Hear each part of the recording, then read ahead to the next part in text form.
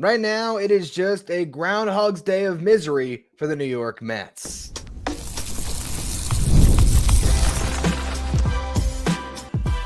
You are Locked On Mets, your daily New York Mets podcast. Part of the Locked On Podcast Network, your team every day.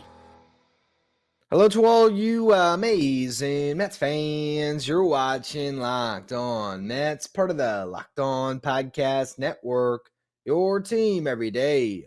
I'm your host, Ryan Finkelstein. I've been covering the New York Mets on this show since the 2019 season. It's the only podcast that covers the Mets 7 days a week throughout the regular season. If you want to find some of my written work, you can do so over at justbaseball.com, where I work as the editor-in-chief. This episode is brought to you by 5 Hour Energy Transfusion. Go to 5hourenergy.com and use my promo code LOCKEDONGOLF to receive 20% off your order, only valid through September 30th. Well, the New York Mets cannot get out of their own way. We talk about it when things are going well. You have to find different ways to win games. Right now, the Mets are finding different ways to lose games. It is just a consistent string of disappointments. And here you have an opportunity to beat the Braves in a series. You finally get a good start from a guy that's not named David Peterson. Kodai Senga looks like the Mets ace again. You hand the ball off to the bullpen with a chance to win. The bullpen coughs it up once, although we'll talk about the first one. Tyler Rogers does not do a bad job. You get yourself in a position to win a game. Everything is set up the way you could want it. Rogers, Helsley, Diaz holding a 1-run lead in the 7th, 8th, and 9th innings. Rogers does his job, and then here comes a new problem that has popped up, one that I haven't really given too much time. I haven't really wanted to read into too much on it because, hey, it's just the first couple appearances for Ryan Helsley in a Mets uniform. He's one of the best relievers in baseball, a lockdown closer. He'll figure out the 8th inning. Ryan Helsley has a bad outing, blows the lead, blows the save, and the Mets end up losing the game by a run. It's just consistent how inconsistent this team is. And yeah, you can look and say, oh, the Mets should have scored more runs in this game. But at the end of the day, if you had told any Mets fan that they would have a 1-run lead going to the final 3 innings with a rested bullpen, this is what you set up at the trade deadline. This is what you traded 6 years of Drew Gilbert, 6 years of Blade Tidwell, 4 years of Jose Budo, and then the entirety of Jesus Baez's control, as well as whoever else was in that deal to the Cardinals that I'm blanking on. But you traded whatever it was, a collection of prospects to set up the back end of your bullpen. So when you're in a pennant race and the Phillies lose to the Nationals, which they did, you have a chance to gain a game and to also gain a half game on the Reds who weren't playing. You would be able to lock down all the close games that you need down the stretch. And what happens, this team does not do it. Well, let's go back to the beginning. Let's talk about this game from jump. Because, yes, there are still reasons you can criticize this lineup. Bottom of the first inning, Juan Soto, Brandon Nimmo, they each get base hits. You got runners at first and third with 1 out. Pete Alonso's up. Sack fly, you got to run on the board. Double play ball. One thing that you don't want happens. You come up empty in the first. Bottom of the third inning, Brett Beatty draws a leadoff walk. Couple batters later, Francisco Lindor hits a home run. Problem, between them, Luis Trent hits into a double play ball. So what could have been a at least 2-run homer from Lindor, a solo shot. So right there in the first and the third innings, you cost yourself 2 runs. Ozzie Albies ties the game up in the 4th inning. He hits a solo home run right after Lindor's home run gave the Mets a 1-0 lead.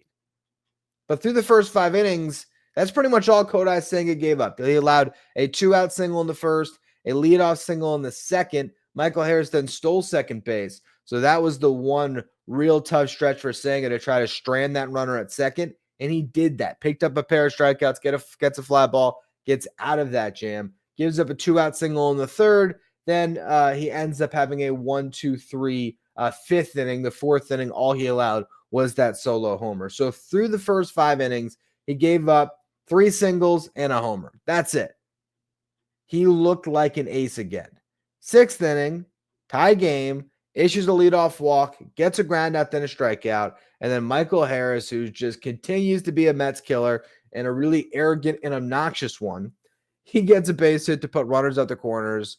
And Carlos Mendoza goes to the bullpen with Kodai Senga at 93 pitches. Now, I have no issue with the move for Mendoza under the construct of where the Mets were at in the game, because Tyler Rogers was ready to go. He was loose. He has the ability to get 4 outs, which he does in this game.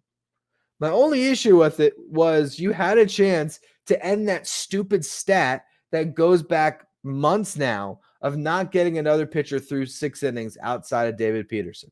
So part of me, even if Kodai Senga had stayed out there and given up a 3-run homer, but then got the next out and got you through 6, at least maybe you would have broke whatever hex or curse is on this Mets team. Because part of me, as I've said in this show, I feel like once they get a guy through 6 innings, everything will sort of settle.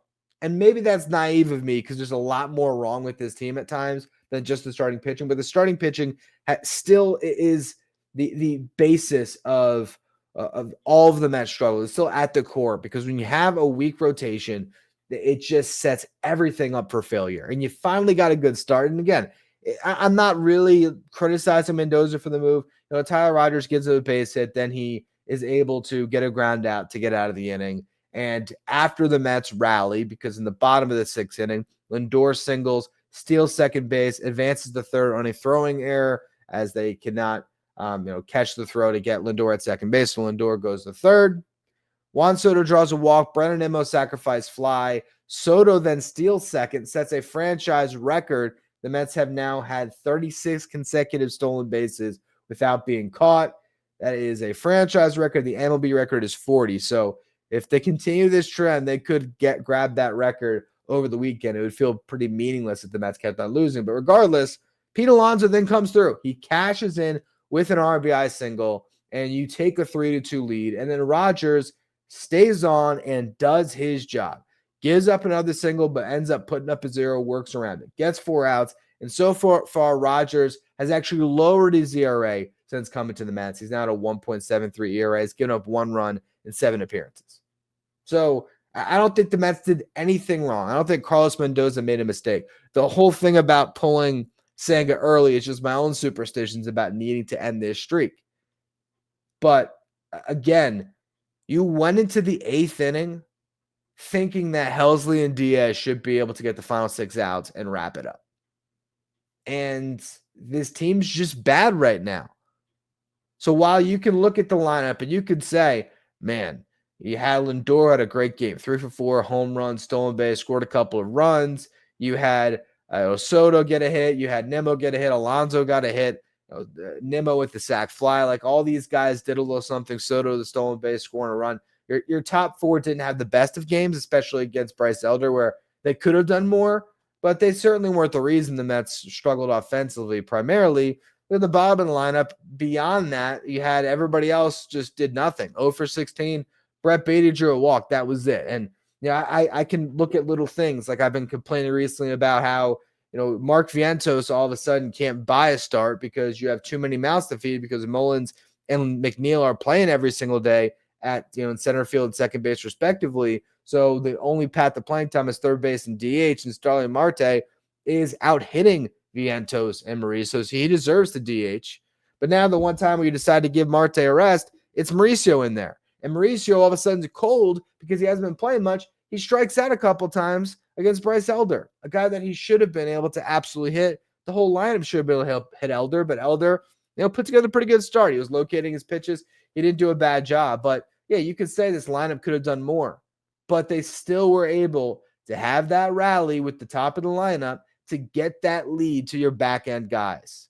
And that's why you put this team together at the deadline the way you did, so that you can win a game like this for everything it would have meant to the New York Mets, to beat the Braves in a series, to have some momentum going into the weekend, to gain a game on their top playoff adversaries. And Ryan Helsley just can't get the job done. Comes in, gives up a 1-out walk. Michael Harris immediately ties the game with an RBI double on a hanging slider right down the pipe. Then Ozzie Albies hits one that's a foot under the zone, but got plenty of plate. A fastball, 98 miles per hour, and low ball hitter. He golfs it into the right field corner, and it hits off the wall. Another double, and that's the ball game. That simple. Helsley just can't get the job done. It's so incredibly frustrating watching this team that has now lost 13 of their last 15 games. It's remarkable they're even in the race the way that they are right now. Where, yes, if they're able to have a good weekend series, go on the road, put up a good road trip, and then beat the Phillies at home, which all of that seems impossible at this moment, but that could conceivably happen over the next 4 series, they very well, 2 weeks from now, or 2.5 weeks from now, whatever it is, once they get through that Phillies series, I guess it would be not quite 2 weeks. What would it be? It would be 4 series, 12 days, whatever it is. 13 days. I don't know why I'm getting hung up on that right now.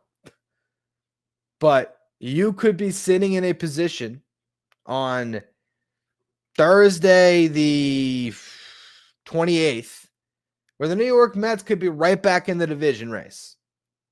And they could have a comfortable lead in the wild card.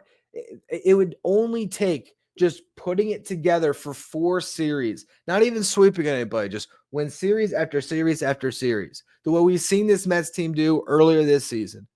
And we know that they're capable of when they're at their best. But right now, can you count on that? Can I put you on some therapy couch and make you believe that's going to happen? Absolutely not. But the one thing I will say that we'll do here coming up in the next segment is, if the biggest problem was the starting rotation, if you want to take any silver lining from this game, it's the fact that Kodai Senga did look really good. And I want to talk about his start a little bit more and how there could be a pathway to this rotation being a lot better moving forward off the heels of this start and what could come up here over the next couple of days. So we're going to go through all that here in just a minute.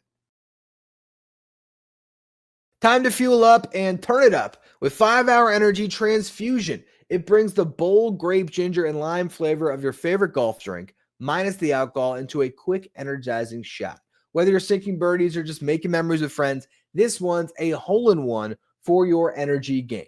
Let's be honest, some days on the course or off it, you just need that extra boost to stay sharp and stay energized. If you go to 5hourenergy.com today, that's the number 5hourenergy.com, you can use my promo code LOCKEDONGOLF to receive 20% off your order. This offer is only valid until September 30th, and on one order, cannot be used with other promotions. The code is not good on subscription orders. Whether you're meeting up with friends or trying to turn 18 holes into 36, get the energizing boost you need to power through. Order transfusion-flavored 5-Hour Energy shots today. If you're watching on YouTube today, do me a favor, hit that subscribe button, help us get closer to our next goal of 15,000 subscribers. So let's talk a little bit about Kodai Senga, because it really was a very good start for Senga. The last time out, I talked about how Senga got almost no whiffs against the Brewers, and I said part of that was just the fact that the Brewers are such a good team right now, a very contact-oriented team, but also he did not have his ghost fork the last time out. Really hasn't had it much since coming off the IL. And as we've discussed on this show, when Kodai Senga dials in that ghost fork, when he gets it measured, when he knows what he's doing, when the mechanics are right, and he's got that ball that can just disappear into the catcher's mitt, all of a sudden, he's a different pitcher. And we saw that in this game. Instead of 2 whiffs on 28 swings, and that's also partially a testament to just not getting many swings either, all of a sudden, he was getting plenty of swings, he was getting weak contact, and he was getting whiffs. 15 whiffs on 47 swings. The ghost fork did a lot of the heavy lifting on whiffs. 5 out of 11 swings, they were whiffs. His four-seamer got 6 whiffs. So those were a couple pitches that he could use to strike batters out. We saw one at-bat where he flipped in a curveball at 66 miles per hour and then struck out that same batter a couple pitches later with a 97 miles per hour fastball. So when you have the ability to have a mile per hour differential of 30 and one at-bat, that's when you can keep hitters off balance. He used 7 different pitches in this game. We know that the cutter is always a good weapon for Senga, sometimes the most consistent weapon that he has to just get the ball on the ground, to pitch the contact, to steal a strike and attack the zone with confidence. But when he's able to locate that fastball up at the top of the zone, when he's able to throw that ghost fork either for a strike or have it be a very convincing pitch below the zone that guys are offering at, and he's getting those whiffs, all of a sudden everything opens up for him, and you can see the type of pitcher that can have a runner start off the inning on second base like Michael Harris did in that one inning, and he can just get those 2 strikeouts that he needs to put himself on the doorstep of getting out of a jam, and then he does. So I thought this was a huge development for the Mets moving forward, despite the loss, because Kodai Senga, if he has locked it back in, and we'll only know over his next couple starts, but if he has, then all of a sudden you're talking about a guy that really can help carry you down the stretch. And if the Mets, and it feels like it's almost even crazy to talk about October at this very moment, but they are still technically in a playoff position, despite the fact that they've lost 13 out of 15. That's insane. But even with all that, if they're able to get into the dance, and at this point, it could either be because they get hot, or it could just be that nobody else established themselves. The Reds fall apart too, the Giants, the Cardinals, the Marlins. None of these teams are winning, and the Mets just sort of back their way in.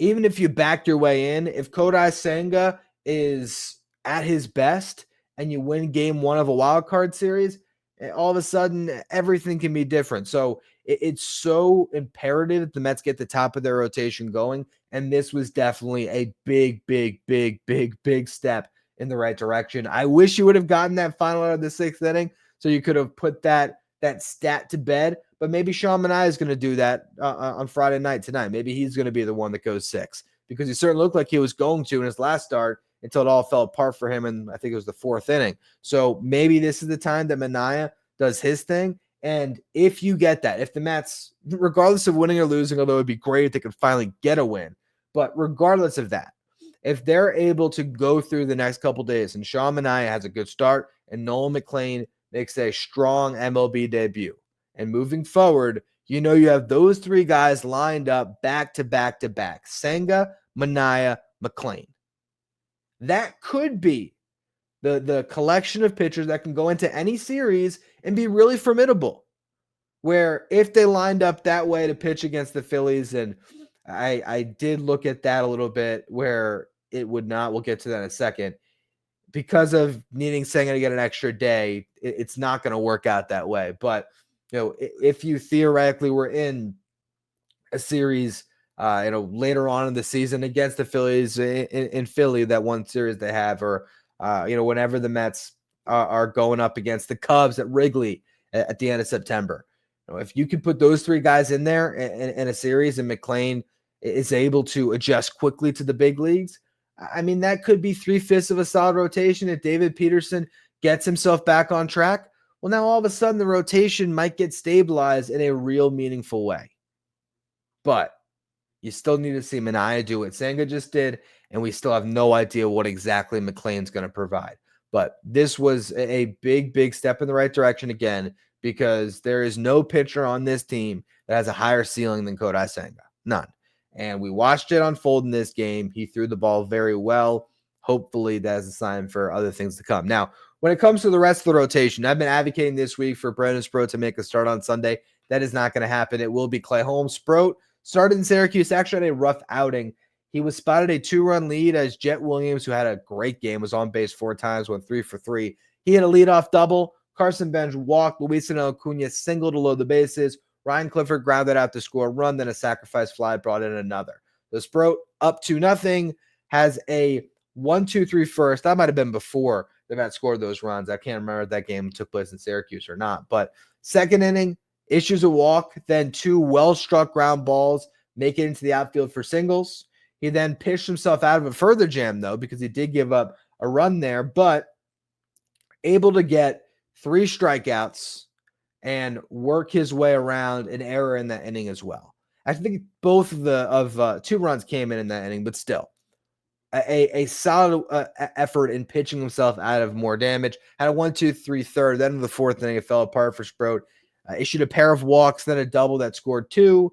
Got a ground out, then Acuna made an error. He was pulled at 90 pitches. Richard Lovelady came into the game, and Lovelady ended up giving up a home run that would score another run on his ledger. Altogether, though, it was 3 1/3, 3 hits, 3 walks, 6 runs, 5 earned for Brandon Sproat. Not as bad of a start, I think, as the line would indicate, but certainly not one that inspires enough confidence to say, oh, he's going to be up next week. Probably more likely that we see Brandon Sproat as a September call-up, and they try to just integrate McLean into this rotation, and I guess keep Clay Holmes in there. That's the one thing that I still don't love, but Clay Holmes is listed as the starter on Sunday, so I guess we'll see what that looks like. That'll be in the Little League Classic. We'll talk about that a little bit more in the next segment, previewing the series. But if you were to just look at where this rotation's at now and what the plan seems to be, again, you're going to see Manaea, McLean, Holmes this weekend. And to get McLean on the roster, there's really 3 options on Saturday. You're either going to option Reed Garrett, because you have an option, you can do that, which I talked about on yesterday's show. You can DFA Ryan Stanek, or you can DFA Paul Blackburn. When you think about the fact that the Mets will eventually need a 6th starter in this rotation, that's going to come on Monday, August 25th against the Phillies, which I guess theoretically could be Brandon Sproat's debut. It could be. If you wanted to line up that way, let's just think. He just pitched on Wednesday, so I pitched on Thursday, so it would be Friday, Saturday, Sunday, Monday.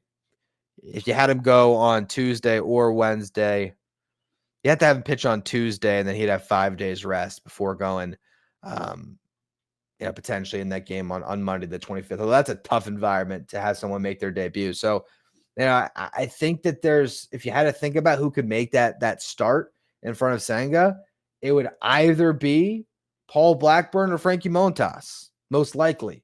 So under that frame of reference, that thought process, I still don't think it makes sense to get rid of to get rid of Blackburn. I think it makes more sense to option Garrett or to DFA Stanek. So we'll see what the Mets choose to do. We'll see exactly the route they go here. But Brandon Sproat's not coming up this weekend, and after the start he had in Syracuse, who knows? Maybe that's the best thing for this team. Maybe Clay Holmes can figure it out, but I don't love that. So if the Mets are going to win this series, can they take the first 2 games before it goes to Holmes on Sunday? I'm going to preview what's coming this weekend in just a minute.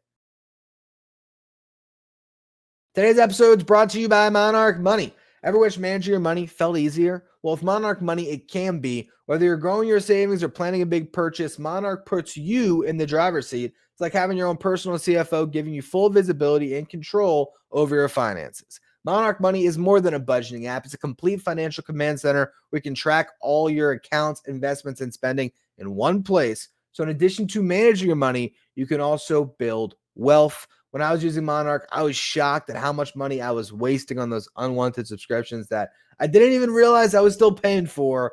And I was able to finally get out of those. And you also start to realize those little things that can be the quiet killers, like your takeout that adds up, or rented movies, little things like that. They can really take a hit on your finances you're not even noticing, because it's so easy to make those quick purchases. Take control of your finances the way I did with Monarch Money. Use the code LOCKEDONMLB at monarchmoney.com for 50% off your first year. That's monarchmoney.com, code LOCKEDONMLB for half off your first year.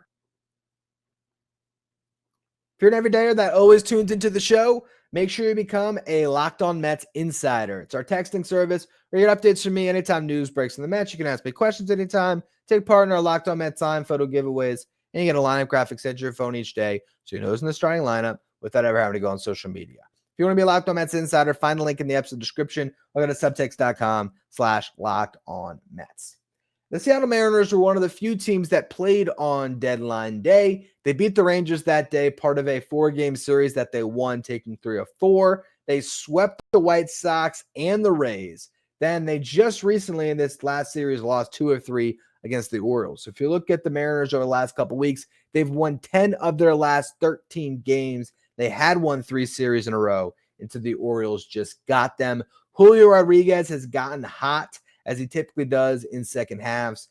He has hit 5 home runs in his last 13 games. Cal Raleigh has 4 home runs, but he's also struck out 20 times his last 48 at bats. So it'll be very interesting to see how the Mets navigate that lineup with a MVP front runner in Raleigh. You have Cal Raleigh and Aaron Judge, kind of a 2-man AL MVP race right now. So it'll be interesting to see what the Mets can do with him. Josh Naylor has been the better addition when you look at the ads at the deadline of Naylor and Eugenio Suarez, it's actually been Naylor who has been the real guy helping carry this team recently. And not only does he do it with the bat, he's doing it with his legs. He's 7-0 on stolen base attempts over the last couple of weeks. Just all of a sudden, this speed demon in a contract year, Josh Naylor, might go 2020, which is crazy. You look at the bullpen for the Mariners, lights out, one of the best closers in baseball, and Munoz. Good starting pitching. You're going to see nothing but good starters in this series. The one bad starter in their rotation you're not going to see, that's Logan Evans. I wonder if he's the one that coughed up the game today. Would not surprise me whatsoever because he is really sort of a weak link for that. And yep, sure enough, Logan Evans, 4 innings, 2 runs, and then Carlos Vargas gave up 2 after that for the Mariners, who lost 3-5 to the Orioles on the road. So you look, it's a really good team, good pitching, a lineup that got much better at the deadline, and also a team last year that beat the Mets up. I don't know if you guys remember that series where they went, I think the Mets went to Seattle, if I'm not mistaken, and got swept and couldn't score. It just looked awful. But let's talk about the pitching matchups. You got Luis Castillo versus Sean Manaea tonight. Castillo continues to be a model of consistency, 3.19 ERA across 24 starts. Then you'll have Brian Wu versus Nolan McLean on Saturday. Wu, also a really good pitcher this year. He might be their best, 3.08 ERA on the season. And then the final game of the series, George Kirby versus Clay Holmes. Both of them have an identical 3.71 ERA, and that's going to be the Little League Classic. So the first 2 games are taking place at Citi Field. Friday night game tonight, and then you have a late afternoon game, 4 o'clock start or 4:10 start on Saturday, with McLean making that debut, which is going to be really exciting to see. I'm realizing right now I made plans with friends, so I'm going to have to catch up on that game, unfortunately. Maybe I'll go no spoilers, turn the phone on airplane mode, and when I get home at night, watch the McLean start from the beginning instead of trying to follow along on my phone. Either way, it's going to be exciting to see what McLean can do, and maybe that's what gives this team a jolt. I'm sure if he's not already with the team, and I don't believe he is, I'd imagine he will be tomorrow. Obviously, a roster move is going to have to be made to make that happen on Saturday. But, it's going to be very exciting. At least we have something to look forward to this weekend with McLean. And if the Mets can find a way to win Friday night, get a little jolt from McLean, all of a sudden you won a series, and maybe you can settle everything down and start being a good baseball team again. But also you have to just wonder if this is a bad team, if it's just that simple, because since the middle of June, they've been a bad team, and they've had little pockets where you think, oh, okay, they've turned it around. There was that stretch that I've talked about where, going into the deadline prior to that series against the Padres where they got swept, the final series before the deadline, they had won 14 of 21, won a bunch of series in a row, won 5 out of 7 series. It looked like they had figured some things out.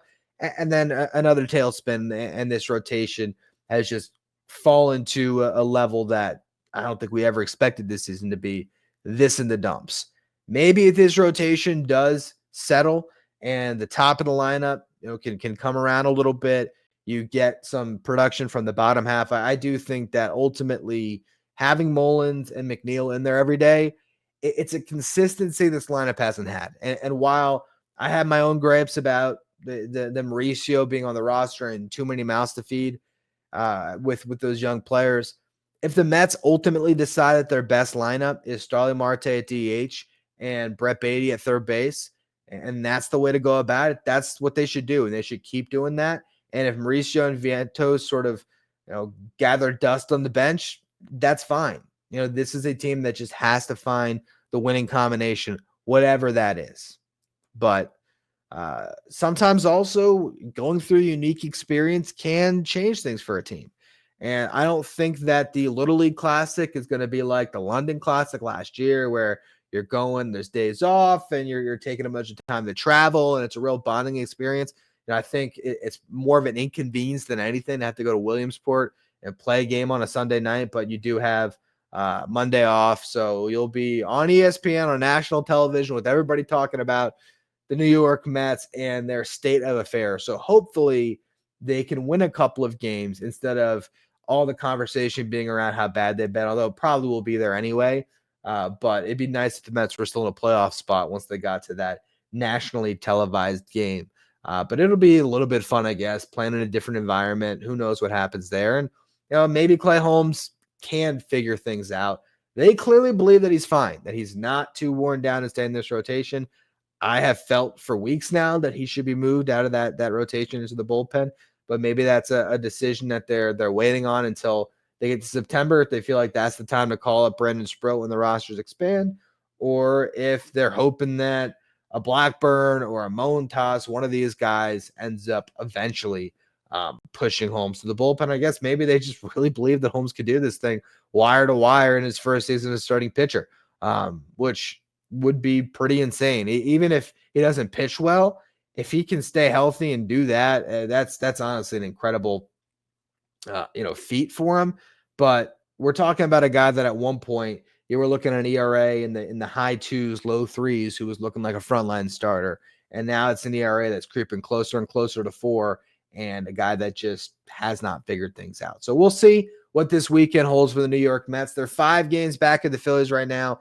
Nationals, again, beat the Phillies on Thursday night, so you blew an opportunity to make it 4 games back. Phillies play 3 more against the Nationals.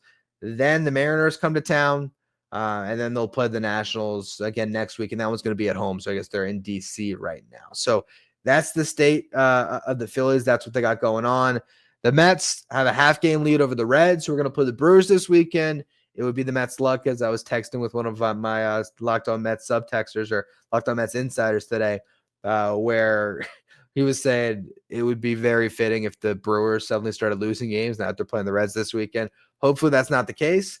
And also the Reds have got to finish their season in Milwaukee. I was curious how many more times they have to play that absolute wagon of the Brew Crew. So I don't think that there is much competition in this wild card race. I think the Mets are playing against themselves right now, but they're getting their butts kicked against themselves over these last couple of weeks, and they just have to get out of their own way and start to do the little things. And when you hand the ball off to your late inning arms, hopefully the Helsleys of the world can get the job done. And if he's not going to get the job done, go to Brooks Raley in that spot instead. I mean, do whatever you can to win baseball games. And I don't think you're going to lose faith in the guy right now, but those are the things that have to start going the Mets' way. You have to win that baseball game. And as much as you can talk about the lineup, you can talk about these other things, when you have it in those guys' hands, Helsley, Diaz to close it out, 6 outs, you got to hold on that 1-run lead. And so if the Mets can get back to doing those things and start winning some of these tight games and change their momentum, we could be in for a fun final, 5-6 weeks of this season. If not, it's going to be an agonizing finish to what has turned into an agonizing year for your New York Mets.